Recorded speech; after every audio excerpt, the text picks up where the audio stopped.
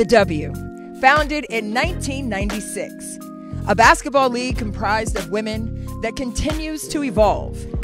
But what's next in the evolution of the WNBA? We debate on Courtside Queens. We can do it over here, we can do it. We can do it over here, we can do it.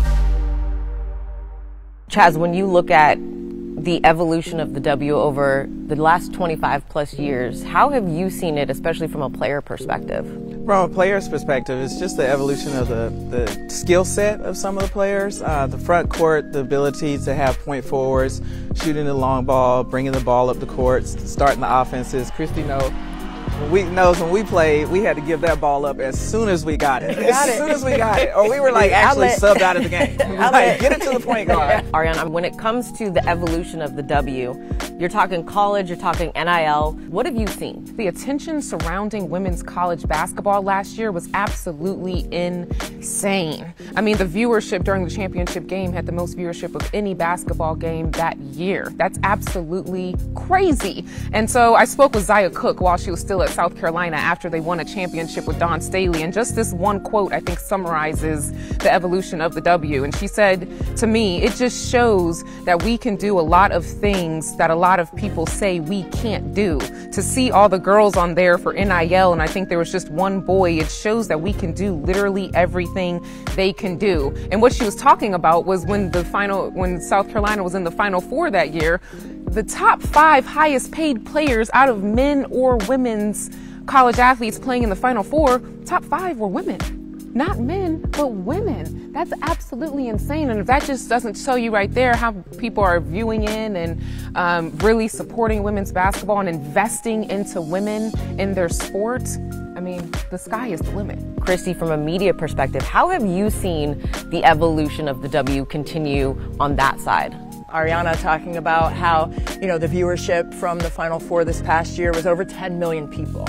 And then the viewership in the WNBA this year is a carryover from that momentum. But I just think the media exposure that social media has had an impact on has really changed the game in a lot of ways. You can learn about the players, you can learn about the teams, you see how they travel, you see all these things, their off the court antics, and then the wide scope in the WNBA with appointment viewing with ION and CBS and everybody. It's just amazing to see the continued growth. For me, when I think of each of your different aspects of the conversation of the evolution, I think is why you see this international flavor across the board for the WNBA. And Emma Miesemann, who Mike Thibault went and scouted and brought over from Belgium. Rui Machida from Japan. Lee Meng, who we have now from the Chinese national team, who's a rookie. That is why, when you think of the evolution of the W and what you all hit of the impact, is why we continue to see the game evolve and why it will continue to evolve.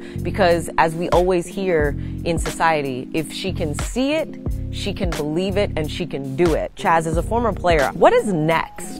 I mean, for it to just continue to be successful or even more successful, I feel like maybe a change in the season, the time of the season, because I think it needs to be more involved with the whole sphere of winter basketball. Christy, what do you think the next step is for the evolution? Expansion. And, that's like the buzzword of the summer, right? But I think for the WNBA to continue to thrive, I think there has to be more than 12 teams. And it's easier said than done. But at the end of the day, I think there should be at least 16 teams and then continue to grow from there. Ariana, what do you think the next step is for the evolution? I would have to say just a mixture of everything. Definitely expansion, and then also just the viewership aspect of it. Our deal that we did this year with ION was absolutely incredible. I think getting more national network games is huge. And I think the more eyes that we can get on the W, the better. You talk about eyeballs. The Mystics are the only team in the WNBA that has a dedicated pregame and postgame show. So whatever team decides to do it next, yes, you got big shoes to follow and fill because we have set the precedent, the expectation, and the standard when it comes to covering the WNBA and these athletes. I just want to thank you, Courtside Queens. Respect.